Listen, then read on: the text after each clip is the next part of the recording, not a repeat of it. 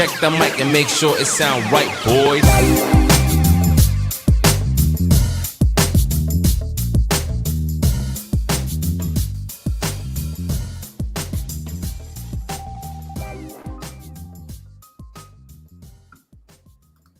Welcome one and all to the Defiant Takes Football Show. I'm Max Dean. You can find me on Twitter at @TheMaxDean, the first official show with the DefiantTakesFootball.com website live. Joining me, we have Kyron Samuels, our resident offensive line specialist and insider, and Nick Merriam will be joining us shortly as well. He's still on his way back from Senior Bowl, and that is what we're about to talk about today. Kyron, how you doing, man? Doing pretty good, man. Had a good trip, man. Nice to meet you guys all in real life and have a little bit of fun and get back home safely. So it was a successful trip for sure. I would say it was the epitome of a successful trip. Was it chaotic? 100%. But we got through. We got done what we needed to get done. And here we are. So we're going to talk about the Senior Bowl. We're going to recap it a little bit. We're going to talk about some of the coaching hires. You know, they've mostly been assistant hires, so we're not going to spend too much time on any one thing. But any thoughts on the guys? Oh, first, of course, how can I forget? We got to introduce Noah Ashley, our producer, doing so much to get this show live and running every single day. Noah, how you doing, man? Doing well, guys. Doing well. Glad you guys are back safe and sound from the Senior Bowl. Pretty cool opportunity for all of us. Dude, it was fantastic. How's Germany treating you right now? What's the weather like? We had a nice sunny day today, but still pretty cold. But the sun helps a whole lot more. Yeah, no doubt. I can't believe Austin froze while I was gone. People were straight up getting sunburned at the Senior Bowl, and Austin just completely froze over. It's crazy. All right. We're going to do a shorter show today, you know, just because of the travel and everything like that. We're really going to just look at the Senior Bowl itself. But do you have any thoughts on the coaching hires that we've had up to this point, Kyron? Just over the past few days, we've had some assistants get hired in Carolina. We've had some news come in for some of the other teams. Anything jump out to you as a particularly good hire or maybe a lackluster one? Not necessarily. I think the Panthers did a really, really good job getting Jiro in there. I think he's a really, really good pick for them. And I think that they have maybe a quicker turnaround than people might realize. They're probably a really good quarterback and another receiver away from being a pretty dang good team. I mean, they had one of the 5 best rushing attacks in football last year. They have really good pieces on the defense. I think that they're really, really in a good spot if you really can hone in on getting you a quarterback. And other than that, nothing else besides the major hires. And I thought D'Amico was a great fit with the Texans. I think they have a lot of really good bones on that defense, and they're really young. And they're going to get their quarterback, however they slice it here, whether it's Stroud, Levis, or Young, whoever they feel like is the guy going forward. They're going to get one here soon. And I thought that Sean Payton to the Broncos was perfect because you need somebody to kind of help revitalize that offense with Russ. And the defense is going to be really good. They have really, really good pieces to their roster already. So just getting proven pieces into Denver will be the key for them. And I think that a little bit of time, just actually waiting to see how the offense and the quarterback shakes out will go a long way in Houston. But I think both of them are in good spots.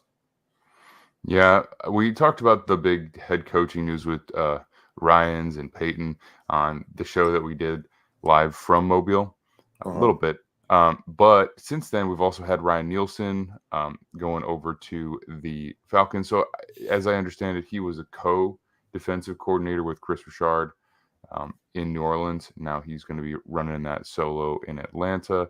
And I think there's maybe one or two others that have snuck under the radar here a little bit. Do you know anything about Nielsen? Anything for the Saints or for the Falcons fans to expect? Nothing too much. I do know that Ricard's system is just a lot of the stuff we've seen over the years from the Seattle Seahawks. And if you have safeties, you're going to be okay in the defense. Safeties and pass rush, and I think that's what they're going to primarily focus on in the draft. I see a lot of people saying they're going to take a quarterback or potentially even taking an offensive lineman. But I think that they're going to go pass rusher or DB. I think that you have to, especially when you're getting ready to make this transition defensively. And I think offense isn't necessarily the problem in Atlanta. I think, if you don't know what you have in Ridder yet, some people believe in him, some people don't. I think you got to at least give him a year to figure it out, to try and go for it. And because you invested you invested a second round pick in him, you got to try a little bit more to get something out of him.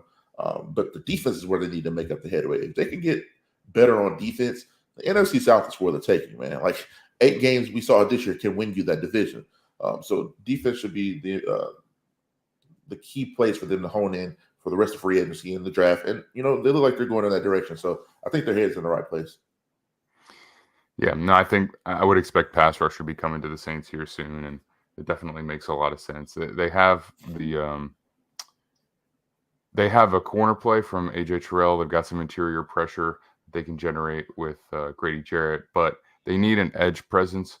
And then I'm also just not sure if taking a safety that high in the draft is their path to success. Trade back, maybe they could look at a guy like that, but you can find safeties. All right. Let's do it. Senior Bowl, offensive line. This was, according to many, one of the best groups for the entire Senior Bowl. I mean, we had guys like Dawan Jones show up, play a game or play a one practice, and then roll out. His measurables were, highly noted. We had Cody Mauch, which is a guy that people have been, loving to talk about for a while, and he kind of solidified his standing as one of the better interior offensive prospects in this draft. But why don't you give me the rundown? Who stood out to you in particular? Who do you want to see a little bit more from the combine or in any way that they can improve their stock? And who are you kind of down on? So I'll break it down by position group. I think if you just look at center, I think that John Michael Smith did a really good job for himself down there. And I think that Jake Andrews, the center from Troy, did a really good job for himself, especially the first day. He had a really, really good first day. And then in the team periods, he succeeded very well on day 2 and day 3. Struggled a little bit more in the one-on-ones and like the point of attack drills in the run game on day 2 and 3. But when it was time to get out there and, get in the team settings, he looked really, really good. So from center, I like those two. So the next two are kind of like hybrids, right? So Emil Kior out of Alabama primarily played guard at the University of Alabama, never played center in his life. I talked to him after practice, and he told me that about 20 minutes before that second day of practice, they told him that he was going to be taking live center reps. So he had never done it before and never even practiced it, and they just threw him in the fire. So he had got some practice snaps before, and I thought he looked better than any other center there. Once he got in there and he actually got the reps and did the one-on-ones and did the live stuff, I mean, he looked like the best center there, and that says a lot when you have guys like Jake Andrews and John Michael Smith having performances they did. So I was really impressed with that. And even Cody Mauch did a decent job when they threw him. They didn't give him as many reps as they did Emil Kior, but they gave him a few reps and he looked pretty good at center there. So those are about 4 guys that look really good at center position. And when we talk about the guards there, you got to put Osiris Torrance number 1. Osiris Torrance did a hell of a job. He's probably everybody's offensive guard number 1 right now, coming out of the University of Florida. He came to the Senior Bowl about 20 pounds lighter than he did at Florida, which is crazy because we're only about 5-6 weeks removed from the season. So whatever he's been doing, whoever he's been training with, he's been working his butt off because he come in shape. And that's what a lot of people that I talked to were a little bit concerned about because he was a little bit heavier at the University of Florida. And, in college, you can kind of get away with stuff like that. But in the NFL, you're going to have those extra reps in your body, man. And if you're carrying an extra 20 pounds, this 18-week season, probably more in the playoff team because he's going to probably go to a pretty good contender there in the late first round range or mid to late first round range. So he's expected to be playing a lot of football games. So coming in shape was a huge thing for him. But I thought he did a hell of a job this week. Steve Avila out of TCU had a really good week, in my opinion. A little bit slower feet than probably desired, but he's so strong and so powerful. Once he gets his hands on you, it's over with pretty much. I thought he did a lot for himself. And then another guy that I really liked at guard this week was McClendon Curtis, small school kid out of UT Chattanooga. He had never really played a lot of guard. He was a left tackle. I think he played a little bit of right tackle earlier in his career, but he showed his versatility, man. Like moving across the board, playing right, left guard, played a little bit of tackle as well. He held his own. And there's one thing for these small school kids to get an opportunity, right? Just to survive.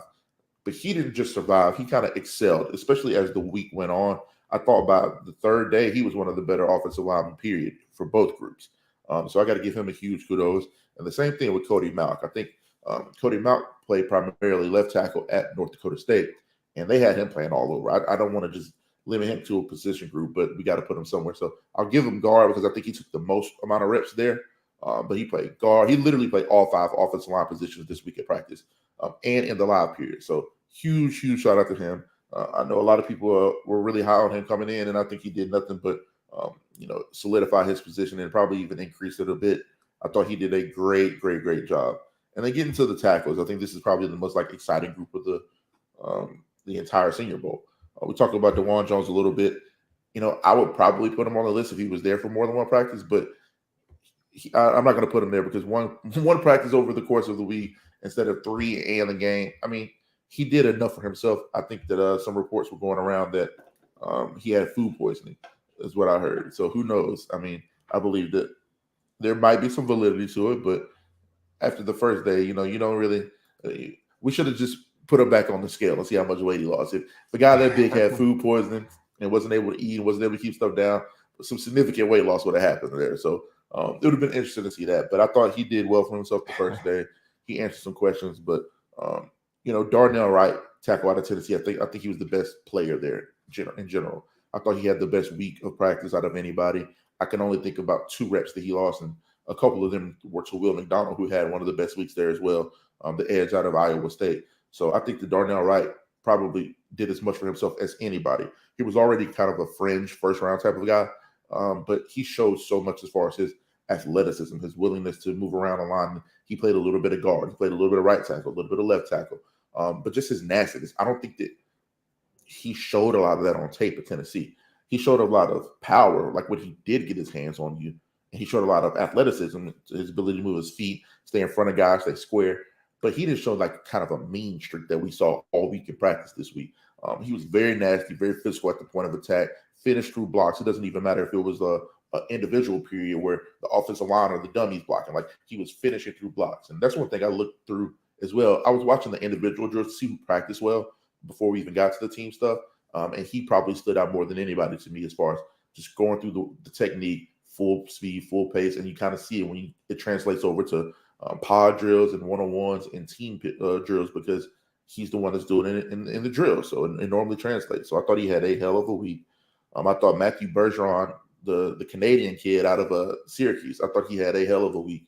And it's the same thing for him. I don't think he was quite as consistent as Darnell Wright, but he showed a mean streak and just the aggressiveness and the nastiness that you didn't necessarily see on film at Syracuse. But I thought he had a hell of a week, and much in the same vein as Wright. I thought he did a lot as far as dispelling a little bit of rumors about his ability at the point of attack. And then I think that goes right into Jalen Duncan, who I would put right behind those guys. I thought he had a tremendous week, especially coming in. He only came in at 298, which is a little bit of a concern for a lot of teams, especially at 6'7". But I think when we talk about those point of attack drills, those one-on-one pods in the run game, I think nobody did better for themselves this week than Jalen Duncan did, because that was a major concern. Is he going to be physical at the point of attack? Can he block? Can he sustain blocks?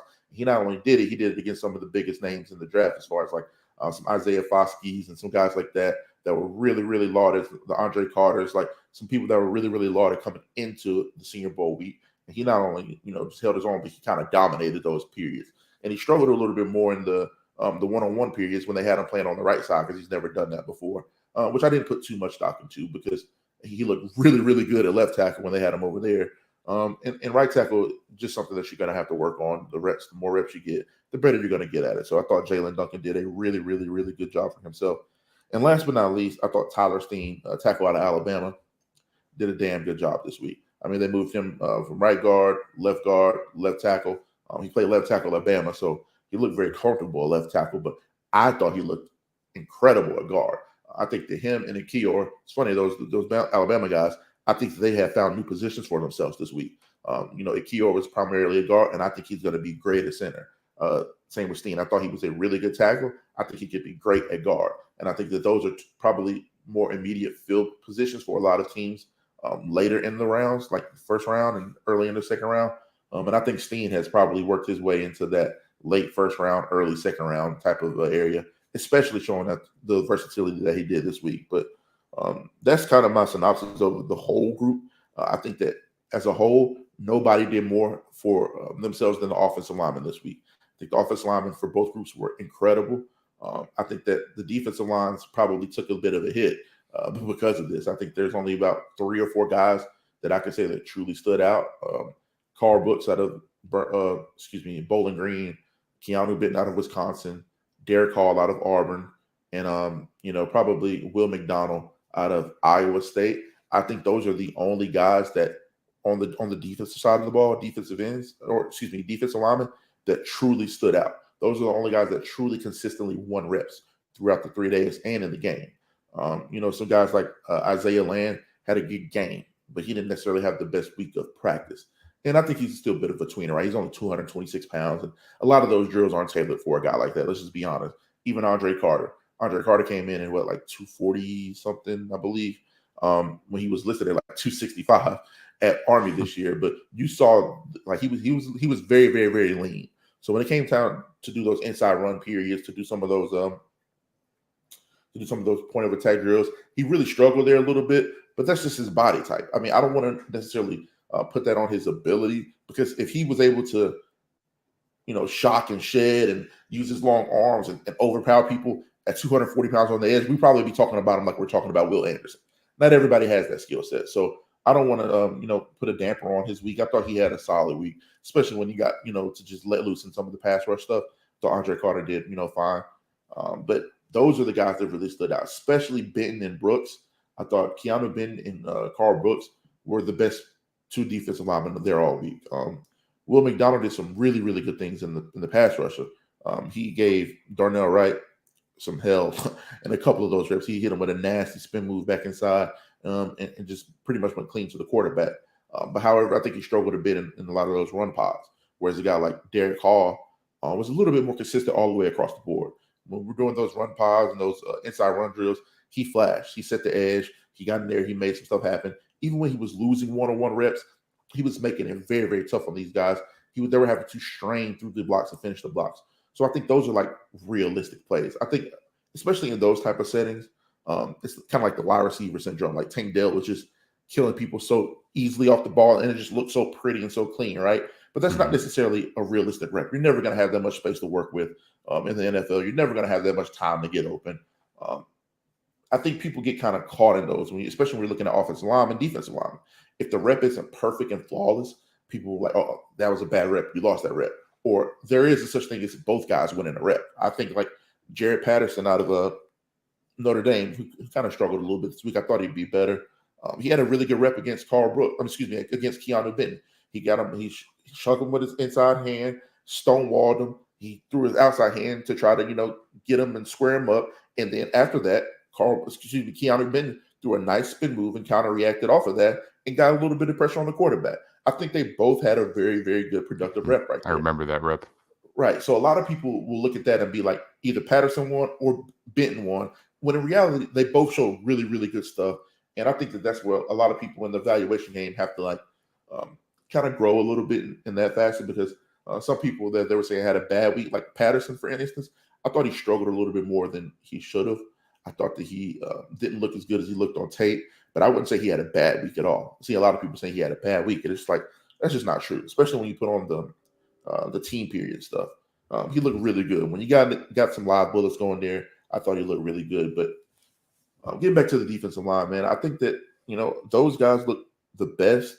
I'm trying to I can't really think of anybody else. And I'll have my list here, and I'm trying to give somebody else some credit here on that defensive line. But you know who I'll give Byron Young a little bit of credit.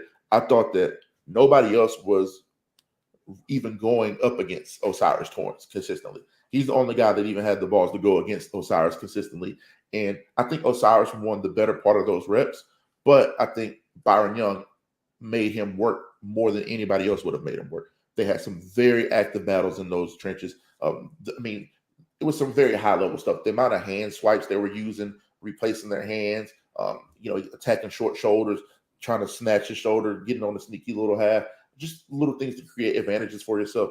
You could tell they were high-level players. I think Byron Young did really, really good for himself, because he could have taken the easy way. He could have went, it's not easy to, it's not hard to look at the guys after a couple reps and see, okay, who is the easier guy out of this group? I'm going to go against this. I'm going to wait my turn to go against this guy because that's where I'm going to have my highest chance of success. But I thought he did a really, really good job of saying, no, I'm going to go against the absolute best here. And I'm going to try to showcase my talent against the very best. And he did. He won a lot of reps against Osiris. But, I have to give him an extra shout out because I thought he did a good job. But one guy that I'll say I was a little disappointed in, and, I don't ever like to down a player because, who knows who sees this. And the people that I talked to kind of had the same sentiment about the kid. But I think where he's going to make up for it is in the combine, and people are going to forget about this week.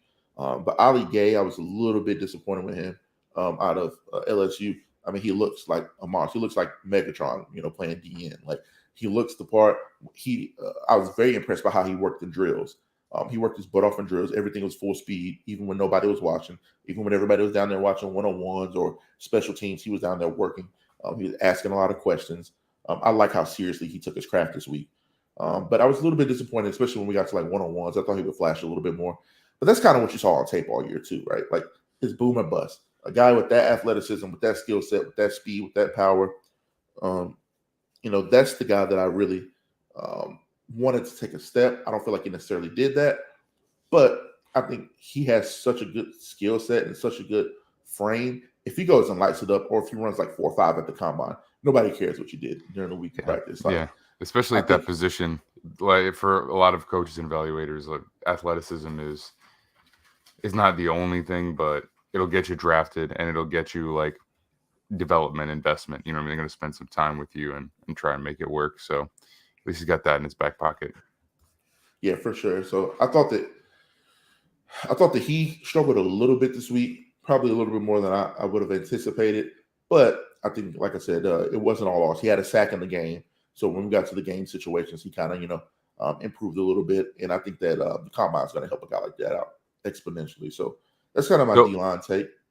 All right. So if we're looking at offensive line and defensive line, just concisely, you'd say there were what, maybe 3 to 4 top 40 possible guys on the offensive line. Does that sound reasonable? I think maybe a little bit higher after this in the combine. People just, I would say 4 to 5. I would say 4 to 5. Right.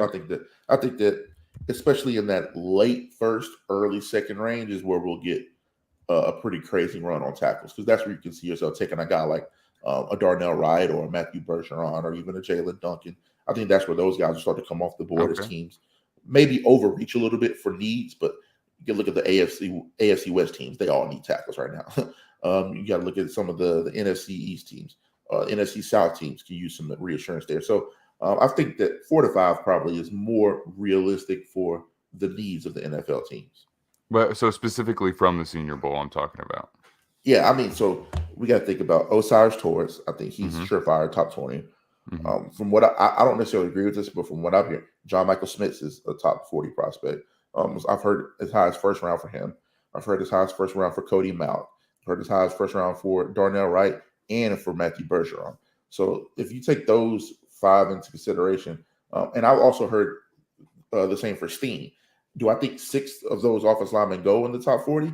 Probably not, but a lot of those guys have at least a first round grade on them from somebody. So it's going to be interesting to see how they shake out. All right. And what about defensive line? Who would you say is a top 40 type of candidate from the Senior Bowl for the D line? Probably only Will McDonald. I thought he did a lot for himself, and I don't even know if he's going to, go that high. I'd be pretty surprised if he did, but if there's anybody that boosted their stock enough to have that conversation, it's probably him.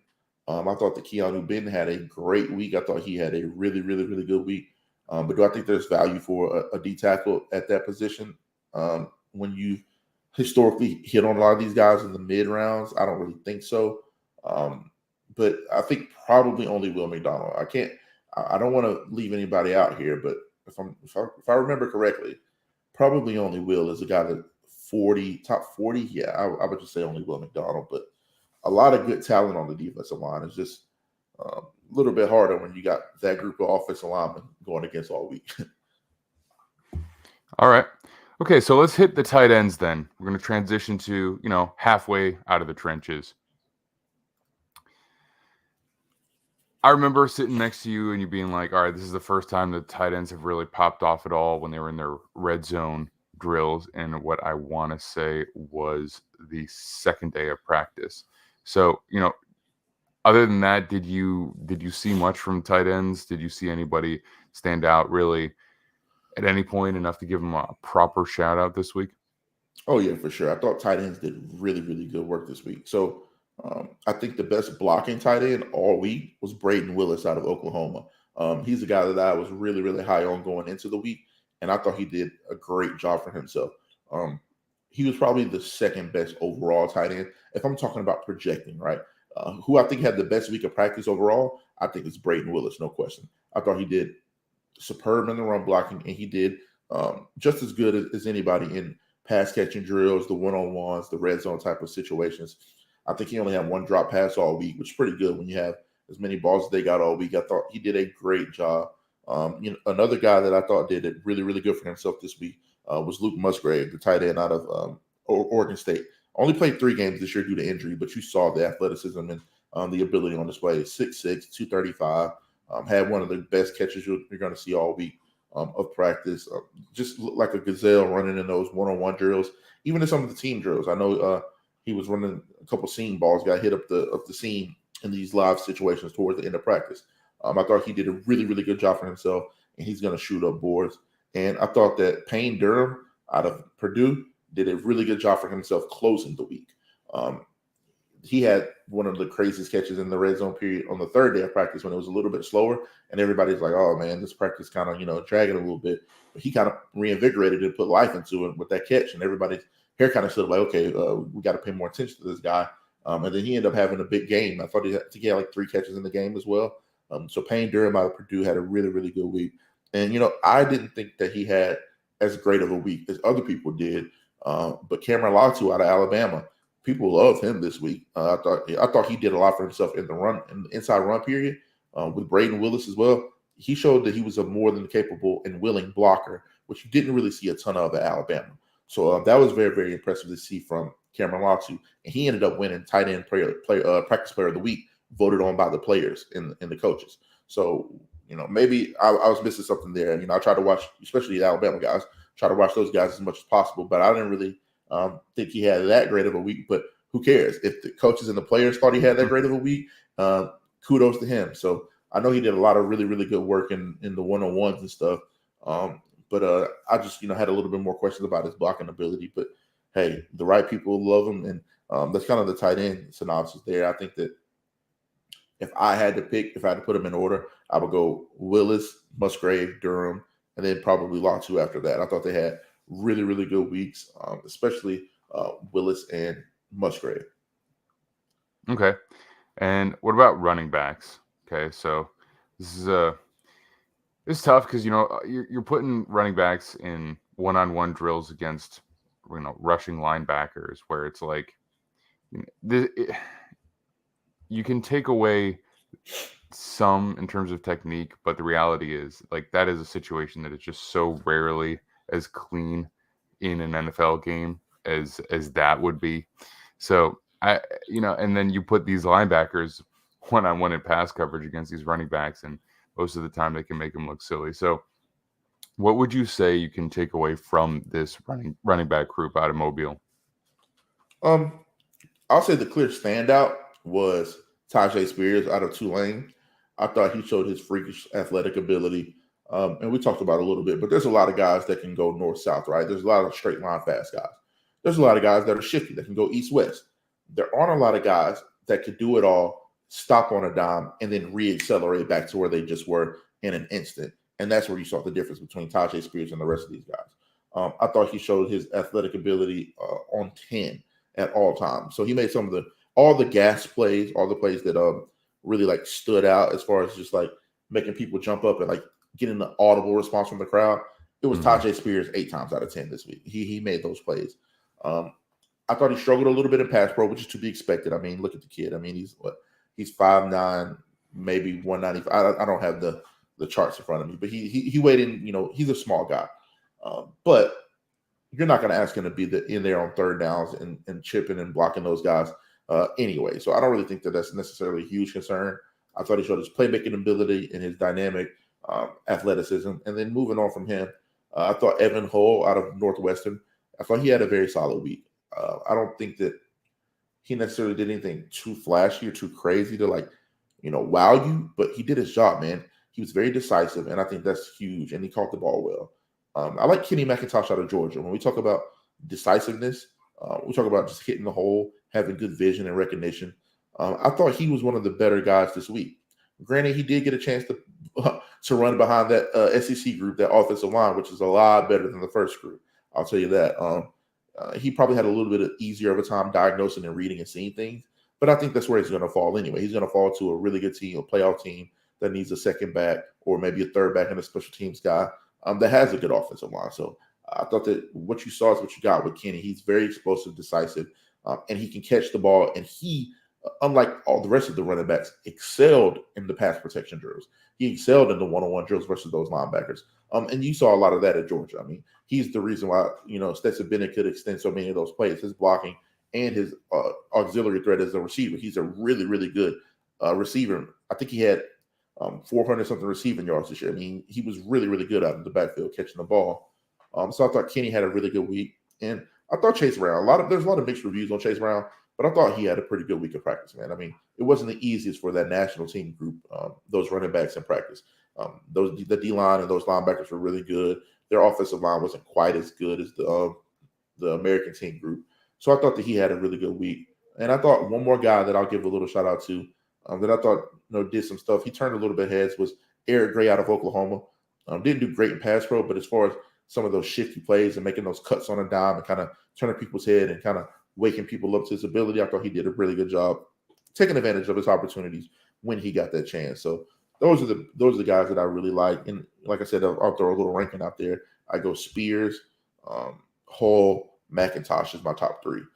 Maybe I might even switch McIntosh to second just because of his blocking ability. I feel like that just goes so underrated when we talk about running backs, being able to stay in there on third downs and really block and pass protect. But it rears its ugly head, especially in the NFL all the time. So I'll probably go, Spears, McIntosh, Hull. But one thing I will say is that there isn't a ton of size in this group. They're very small guys. There's not a lot of pounders in there that you're going to give the ball 20 times a game. I thought Roshan Johnson had an opportunity to be that guy, but he came in at like 6 foot, 225. But he got hurt earlier in the week, and we didn't get to see a ton of him. He had a hand injury. So it's not something that's going to inhibit him for a long time, but it was enough to keep him out of the week of practice. So I was hoping to get to see a little bit more of him because he's a bigger back, and we didn't really see any of that this week. But I thought the guys did a really good job for themselves. So similar question as before then. How many of these guys do you think are realistic top 40 options? I mean, it's a really big-time tight end class, and obviously we've got Bijan Robinson at the top of many draft boards for the running backs, but that's not representative of what we saw in Mobile. So how many of these guys do you think have any shot of that kind of draft stock? None of the running backs. I don't think any of the running backs can sneak in the top 40. But I do think that Musgrave could 1,000% sneak into the top 40 of the draft. Tight ends are at a premium right now. People need tight ends, especially when we go to a lot more of these, these West Coast offenses. And you look at the tight ends in the NFL, the elite ones at least, they're getting up there in age. They're either 30 plus or really injury prone. Like having two tight ends is a huge benefit as well. Like I said, the AFC West teams are going to be looking for tight ends. The NFC South teams are going to be looking for tight ends. I mean, the AFC East teams, the Patriots, the Jets could use a tight end. I don't know if they're going to move on from Uzama or not. The Dolphins certainly need a tight end. So I think that Musgrave could sneak in there. I don't think that my guys like Willis and Latu and Payne Durham can sneak in that group. But where I do think this draft is like really, really good. People keep talking about this isn't a good draft, and I just don't agree at all. I don't think the high-end talent is as good as in past years. But you talk about guys that you can find impact players in the second, third, fourth, maybe even down to the fifth round. I think this draft is really, really heavy with back-end talent. These guys that are going to be able to come in and compete and maybe even start for your team and have an instant impact. A guy like a Luke Musgrave, if a guy like that falls to the second or third round to an offense like, let's use the Dolphins, for example, that need a pass-catching tight end that can block as well. that can really unlock that offense, especially these West Coast systems. He can have a Dallas Goedert type trajectory for his career. I think that's a guy that has that skill set, that ability. So while the top end talent may not like the surefire, and when I say top end talent, people use that as like, okay, surefire picks. Like we all believe that Will Anderson is going to be a surefire NFL Pro Bowler type player. Going to be we all believe Jalen Carter is going to be surefire. That's the only difference to me. Like we don't know for sure these guys are going to be good, but we project them to be there. They have the skill set, they have the ability, yada, yada, yada. So when we talk about players like that, they're loaded with guys like this in this draft. And I think that they're going to end up being a lot better in the long term than people are giving them credit for right now. The whole narrative behind not as good of a draft always makes me laugh because it's almost never the case, even when you say that at this point in the process. It's like people look at something, like people look at a draft class before it actually happens. And if there isn't, an elite quarterback or a couple elite pass rushers or like a top 5 caliber wide receiver, then it's just not a good draft class. So that's what people say. Because people are lazy, man. People aren't really. That's one thing I learned this week too. Not a lot of these guys are actually researching and watching tape and using all these resources to their availability. Because I had just talking to some people on the sideline earlier this week. There was a guy who hadn't watched Nolan Smith out of UGA, and he wasn't able to compete at the Senior Bowl, but he's one of the most prominent edge guys in this class at one of the biggest schools in the country that just won the national championship twice. And the guy told me this guy's, he works, I won't say what network he works for, but he's pretty big up. And he had just watched Nolan Smith for the first time. And I'm like, this is why y'all don't think the draft is good, because you're just now watching the tape. You're just now learning who these guys are. So that was interesting to see that for sure. But I do think this is a very loaded draft for plug and play people. When I say plug and play, I don't mean like instant Pro Bowl, instant Super Bowl, like not that. These are guys that feel needs. Like I believe that Darnell Wright out of Tennessee, whether you need him to play tackle or guard, he's not top 5 level good, right? But he's good enough to go play NFL snaps right now. Like much of the same as Jamari Salyer was last year. He had some medical issues with the shoulder, so that's why he fell to the 6th round. But when I watched Jamari Salyer's tape last year, I'm like, this guy isn't going to be a top 5 pick. This guy's going to be maybe not even a first rounder. But he's a good football player, and if it push comes to shove, he can go play NFL snaps right now. And when Rashawn Slater went down and he had to go play left tackle, he ended up being one of the better players, one of the better tackles in the league, regardless of side. Right tackle, left tackle, he was one of the best. He only struggled one game out of like 12 he started. Really, really, really good player that just fell because of a little bit to injury, but a little bit because people were concerned about size, arm length, all that stuff, instead of watching tape and like knowing who these players are. So I think you'll get a couple more guys like that this year that have really, really, really good tape, outstanding tape, and then they'll end up showing in the long run how good of players they are. Yeah. Well, I couldn't agree more. And I'm really excited what some of these guys are going to bring to the table who are not the premium positions as well. Just because I have my eye on a few, but we have time for those conversations later. First, let's bring in Nick.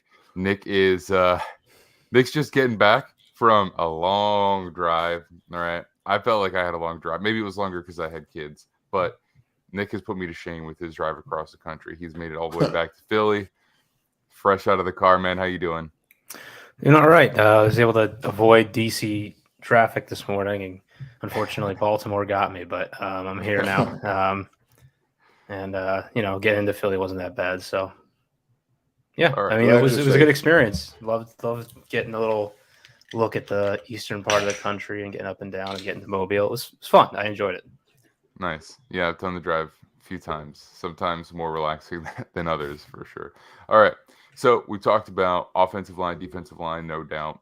Offensive line took us a little bit of a chunk of the show up because not only is it Kyron's specialty, but it was also pretty loaded with guys who had good weeks and can make an impact in the NFL.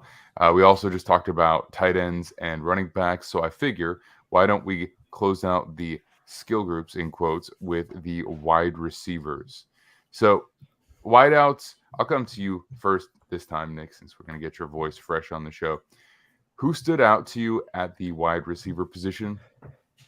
And, who do you think maybe needs that combine bump a little bit? So the talk of the week was Michael Wilson, wide receiver from Stanford, who I believe weighed in around 6'1", 6'2", 215. Like, he's a good sized guy. It doesn't really something that you really thought about watching him play, because the way he was winning quite often was a release package that we really just didn't get to see much at Stanford, because quite honestly, like, a lot of teams don't really run a lot of press coverage in college. And when you do see it, you get a small sample size of it. But especially in the Pac-12, there's a lot of zone, a lot of cover 3 schemes. And this is a guy that also had injuries this year. We didn't see him play a whole lot. He was off the radar. Somehow the Senior Bowl found him. And he was beating guys right off the jump, even with some like really poor quarterback play. You were kind of seeing the separation like very clearly happening right off the line of scrimmage. And he made some eye-popping stacking routes. I don't know what I'm saying right now, but he did a really good job.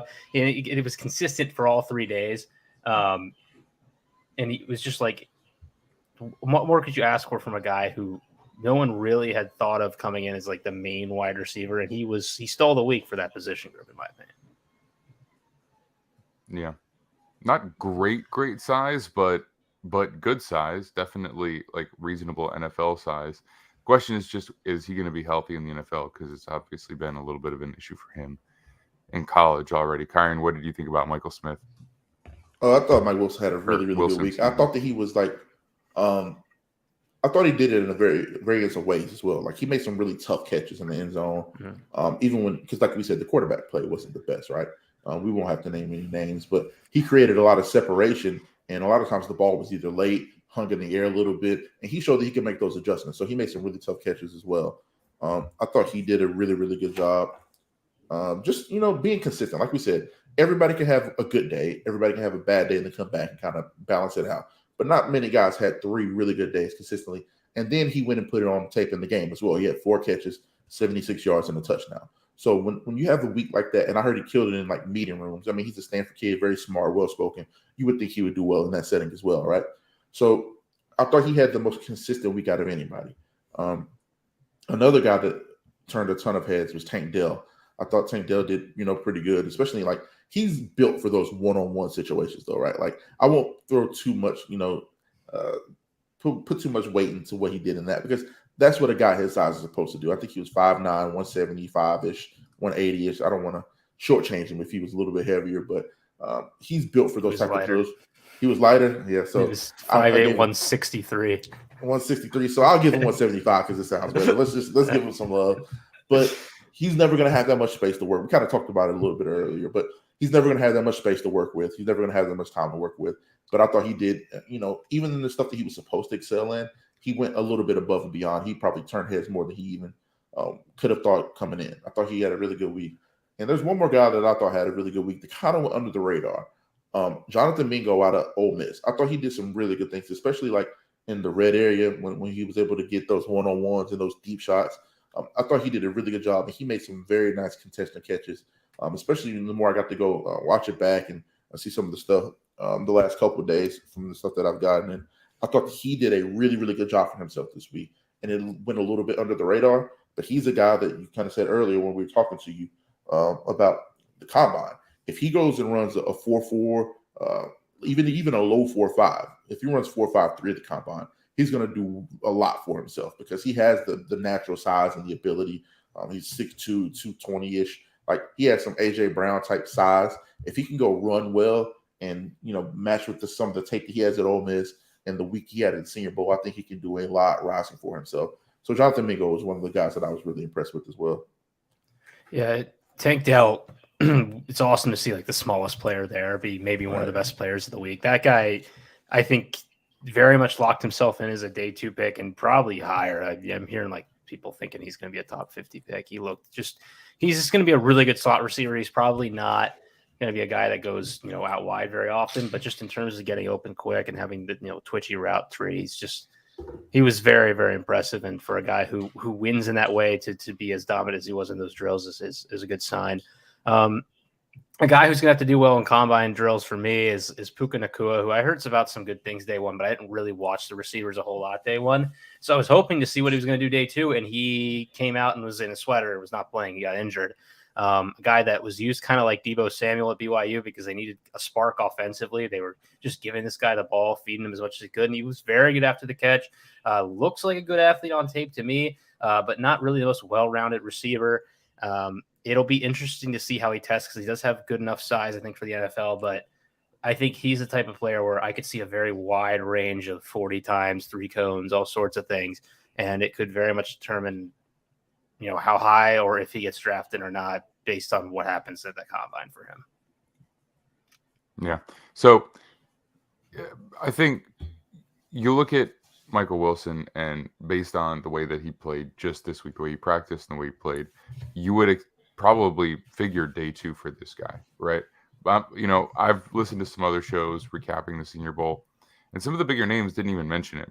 And I'm curious, is that an oversight? Is there some knock on him outside of injury that would cause him to fall down draft boards? I mean, he was just obviously a good player, right?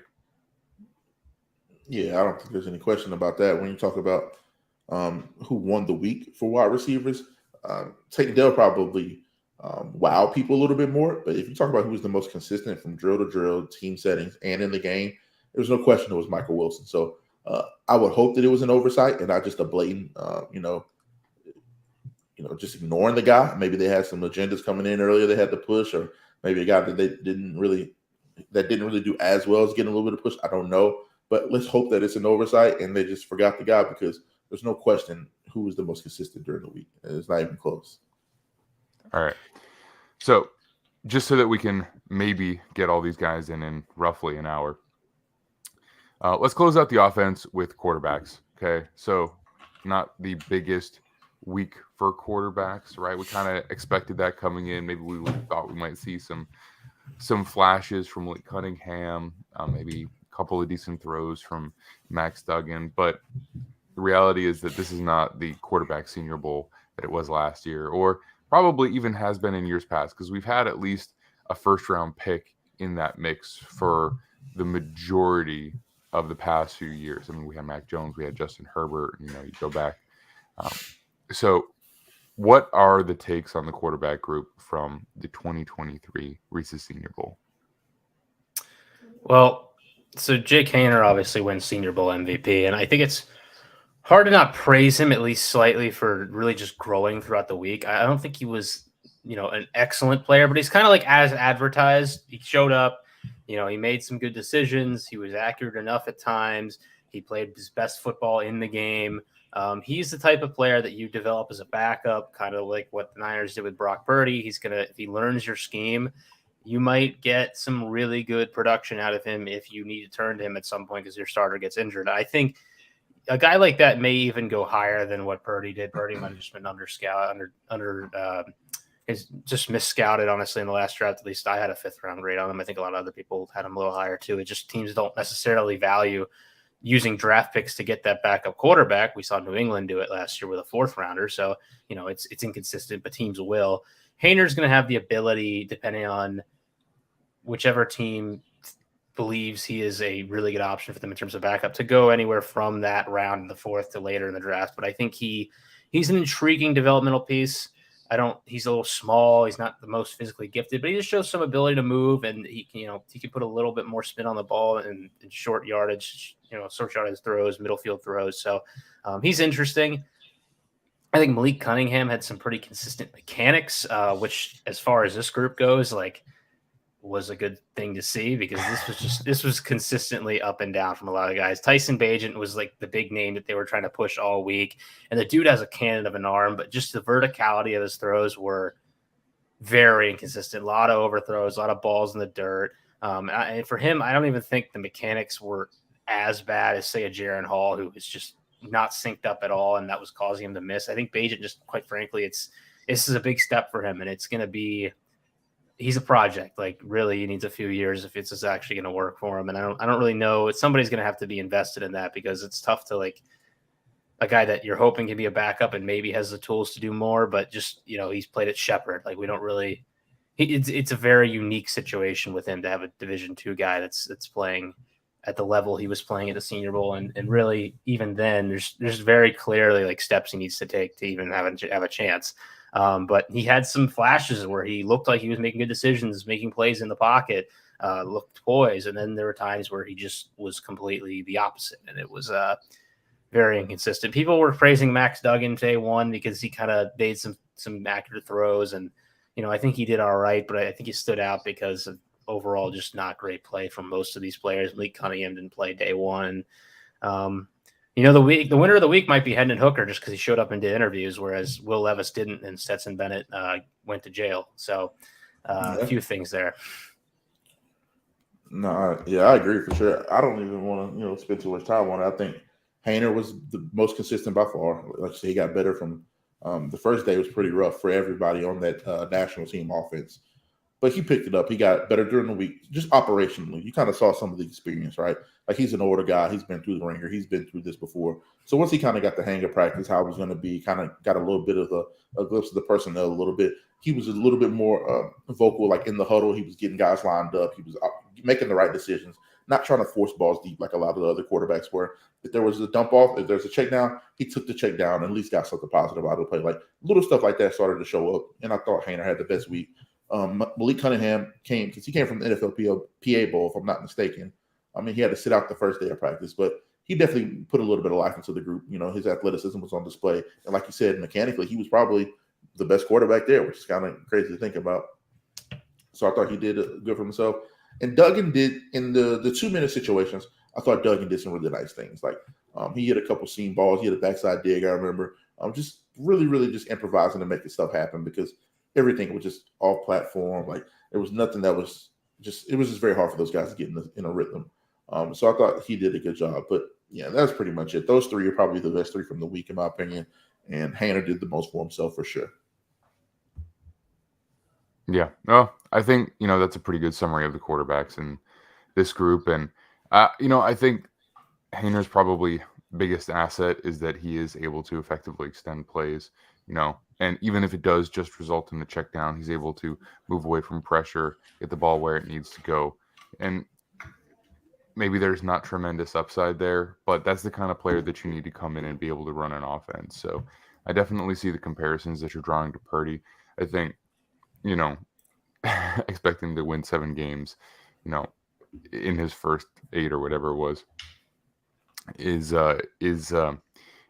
probably not realistic. But backup quarterbacks are valuable in the NFL, despite what some people would have you think. All right, let's talk defense. We've done defensive line already. We kind of got trenches out of the way. We bounced back and forth, particularly because there were some good matchups between these guys.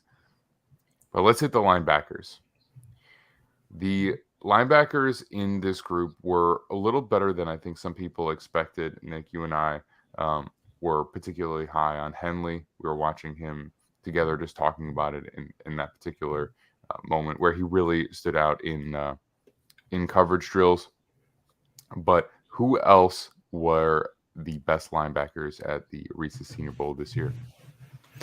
Well, Henley was one of the guys I really wanted to see just because I hadn't really watched his film. And he stood out specifically in coverage, just his ability to kind of look fluid, but also, the arm length that I actually haven't even looked at. So I'm checking that out right now. It really showed it in terms of his ability to break up passes. And it does look like his wingspan is pretty decent. So, that was something that he used to his advantage. And certainly he weighed in well. He's a 6 foot, 230-pound guy. That's kind of around like what you look for a linebacker in terms of like hybrid size. Like he's going to have some speed. He's going to be able to be big enough to play within the box and deal with offensive linemen to some extent.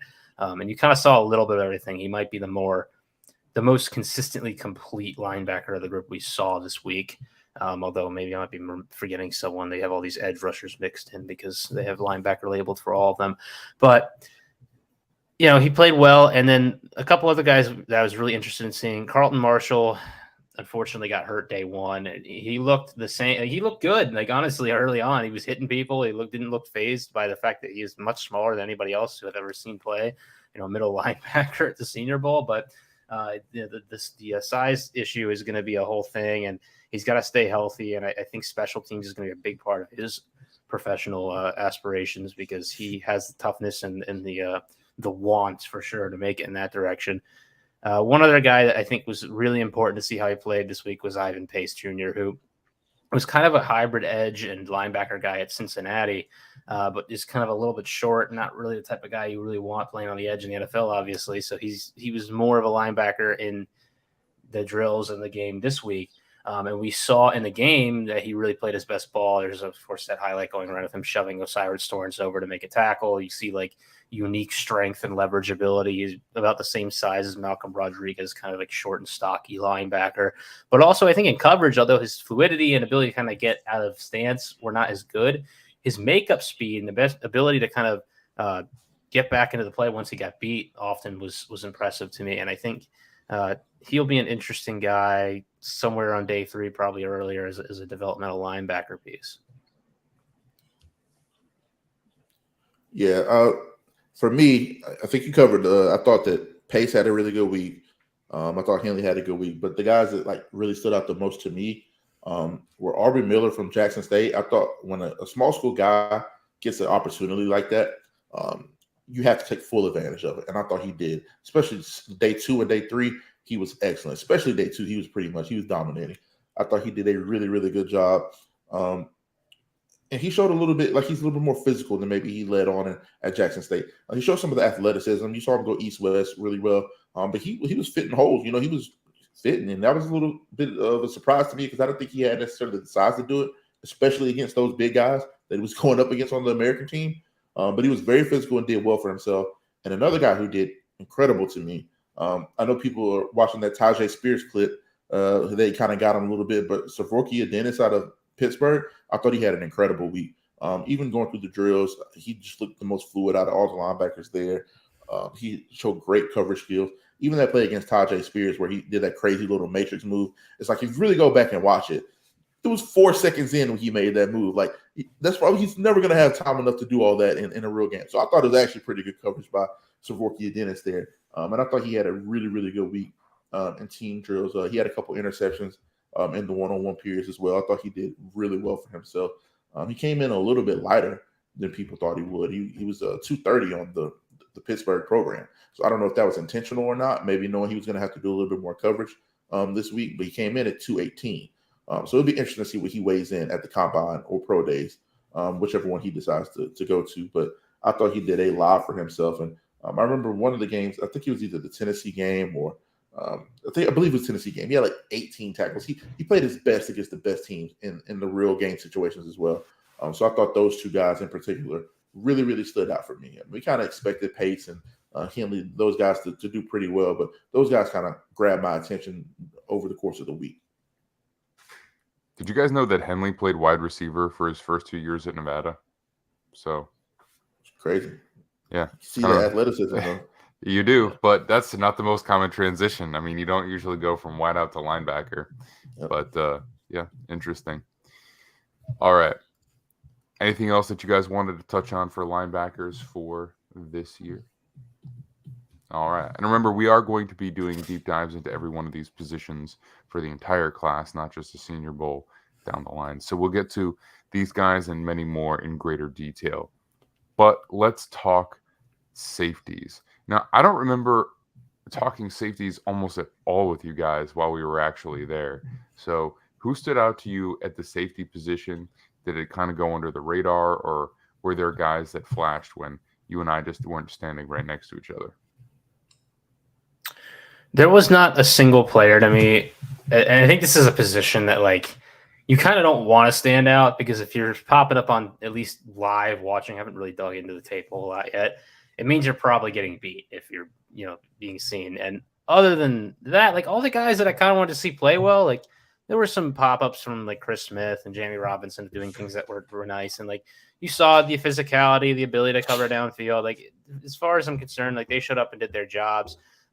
One thing that really stood out when you showed up was just how long and big JL Skinner was from Boise State. Like, he was a different looking player on the field. And at first I didn't know who it was because that Boise State helmet he was wearing was a little different than what I was used to seeing. But that being said, although he is some of this different body type and unique, he was one of the guys that I think maybe got exposed a little more often than coverage than anyone else. So I don't really know where he fits. They're moving him around a lot. He was playing in the box. He was playing slot. He eventually ended up playing a little more deep downfield. I think slot's probably his best fit. You kind of see like a similar size guy in Kyle Hamilton fit into that spot this year. Seeing kind of more of these like bigger nickel players being used because they can cover and then also fit in the run game when you need an extra body and they have the speed to do so. He's probably going to be one of those types. But he's certainly a developmental guy that you're kind of trying to figure out where exactly he fits. He's a little light for being 6'4" and having the length he has. Definitely, skinny, long defensive back. But he stood out just in terms of physical like appearance. But Daniel Scott, I heard some good things from California from some people about he was playing. DeMarco Helms, I think, did decently. I wanted to see more from Sidney Brown. I didn't really see a whole lot in coverage. I heard that in terms of the game, you saw a little more of his physicality going downhill, defending against the run. But that was a guy I was excited to see. But overall, the safety group, it wasn't a group that I think you saw a whole lot of flashes from throughout the weekend, and that might be a good thing. Yeah, 100% agree there.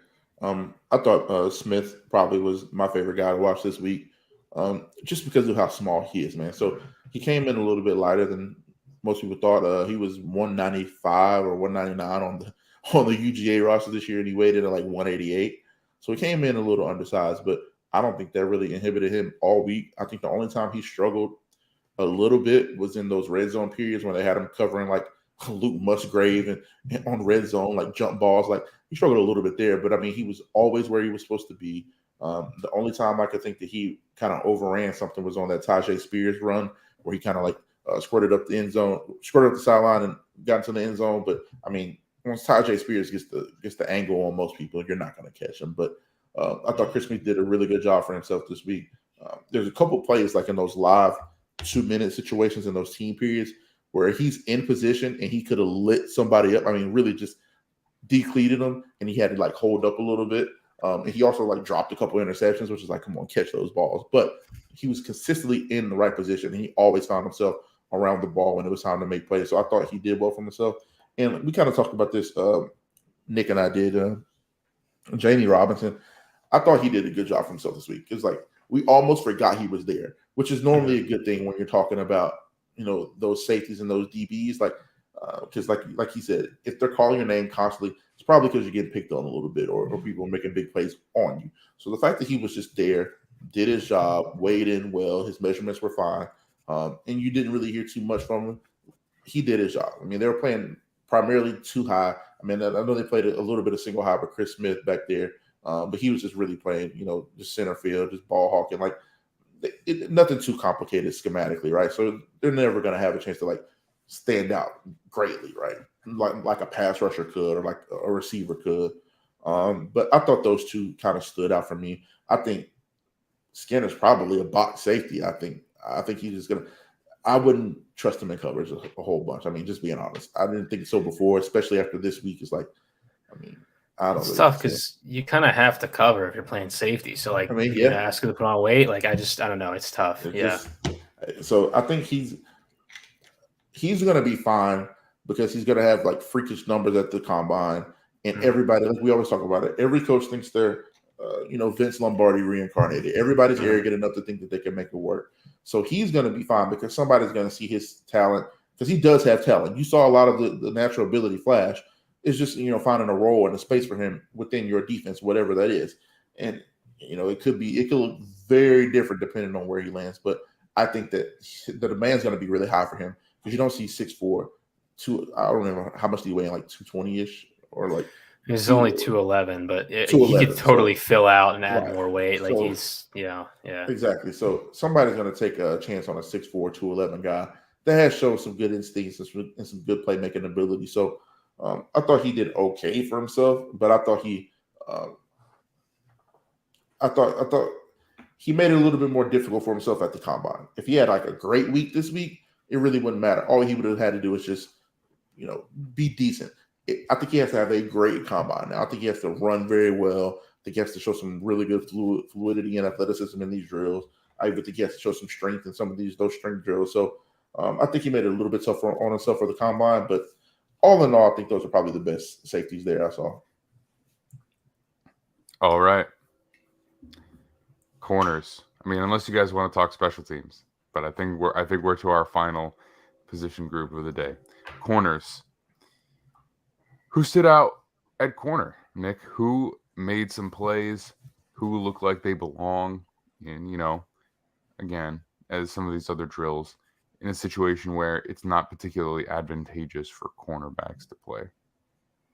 Yeah, so this was a tough group this year. Not that it was like bad, but it just between, quite frankly, like we talk about receivers being hurt by the inaccuracy of quarterbacks. Corners to an extent are too, because we really don't get to see their ball skills. Although the positioning of some of these guys was impressive. We did see in team drills, like when they were going full on, Q Blue Kelly really flashed, I think, just in zone concepts, his ability to kind of have an understanding of what he was seeing in front of him and bait the quarterback and made some plays on the ball. Those were, a couple of plays here and there that really stood out. I don't know about like the whole weekend for him. And he's probably, again, like these Pac-12 corners tend to be more zone-based guys. So he's probably that type of scheme fit. I don't know as much about, press corner as some of these other dudes, but I will say Tyreek Stevenson got all this hype this weekend because DJ mocked him in the first round. I don't know exactly if he played fantastic, but I will say that his just like length and his speed certainly flashed. And in terms of just how we've seen corners get drafted recently, like those traits are very, very important to NFL evaluators. He's probably going to be valued because of that. Julius Brents is a guy that I just kept getting brought up to me. He's the biggest corner at this entire All-Star weekend, and he showed some really good ability to press in the line of scrimmage early in the week. I believe he got a little beat up as the week went on too, so he might have missed some time. Not certain about that, but he was a little inconsistent as the weekend went on, but there were certainly some flashes. And again, like we've seen guys like Benjamin St. Juste at the combine before, just be freaky long, tall corners who have unique abilities to press you the line of scrimmage with their length. Maybe aren't the best coverage players yet, but that skill set is different, which gets them drafted higher than maybe the tape would show. And then, just a shout out to Anthony Johnson for making a big play in the game. He's a guy that I had written up for Sports Info Solutions. He's a physical corner, a guy who'll get in your chest at the line of scrimmage, even though he's more of a zone player. He's just got versatility, certainly. Maybe lacks the full fluidity maybe to start right away, but in terms of developmental guy that has shown, especially his ball skills have shown up multiple times in Virginia.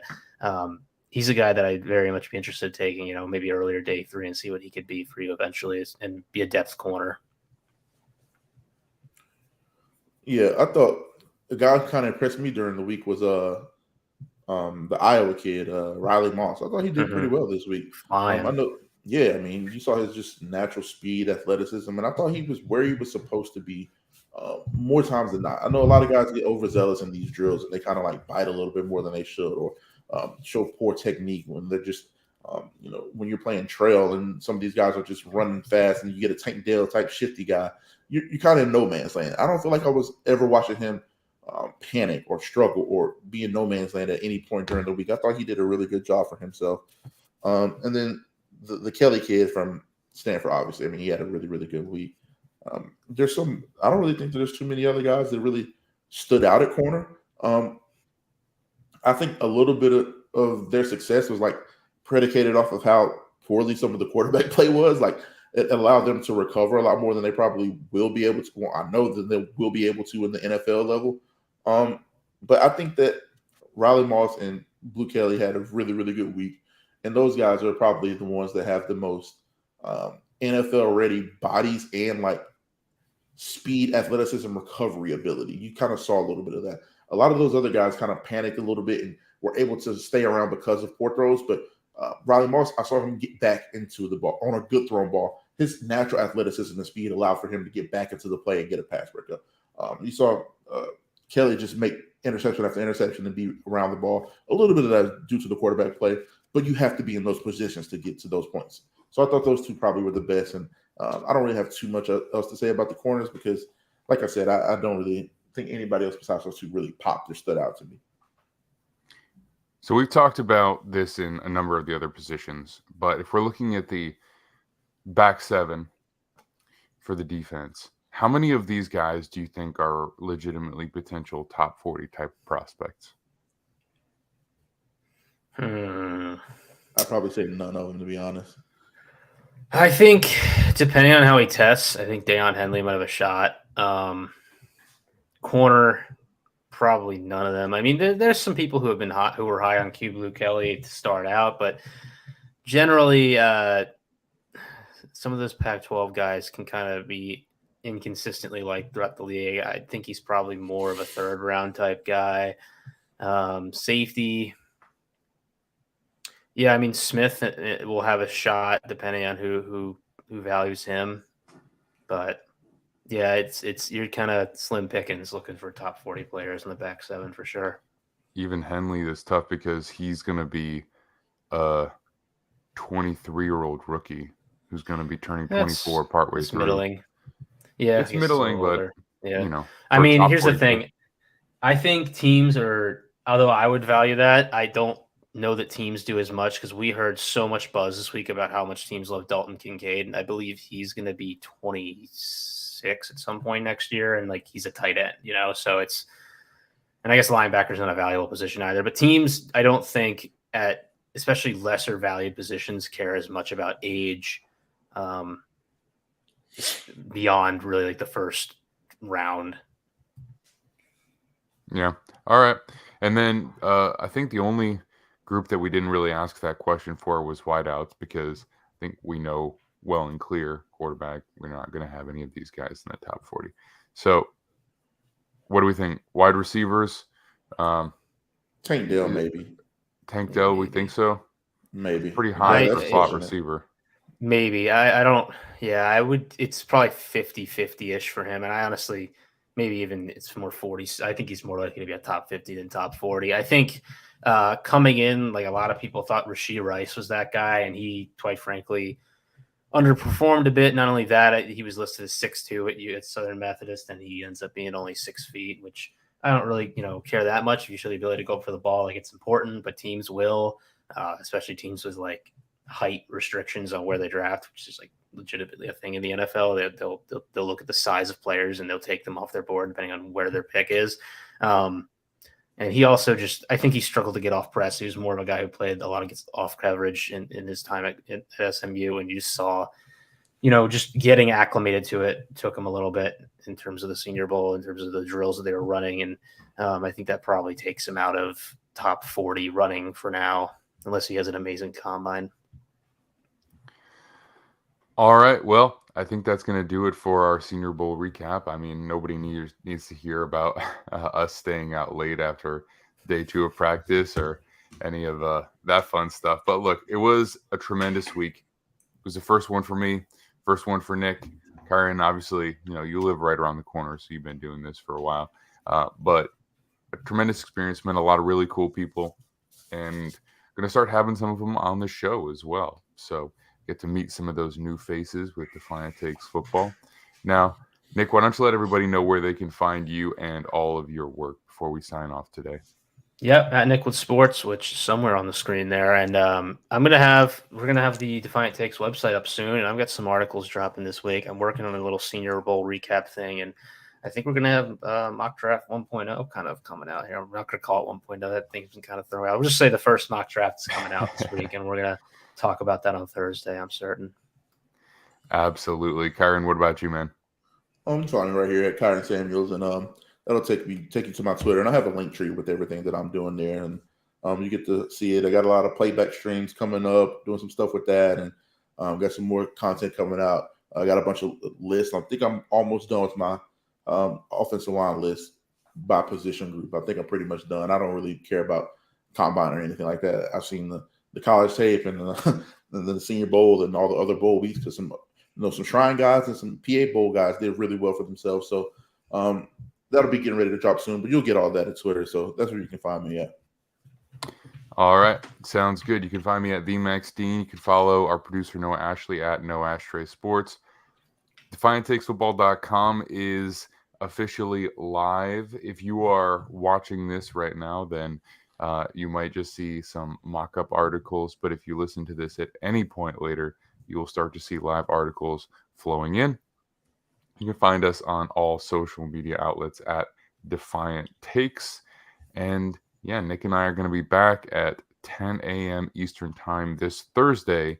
And we are going to do the first mock draft of the offseason, as well as talk about the NFC South. So we might have a guest on for that, maybe even one or two.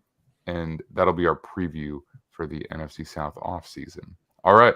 Thanks so much, and we will see you then. Check the mic and make sure it sound right, boys.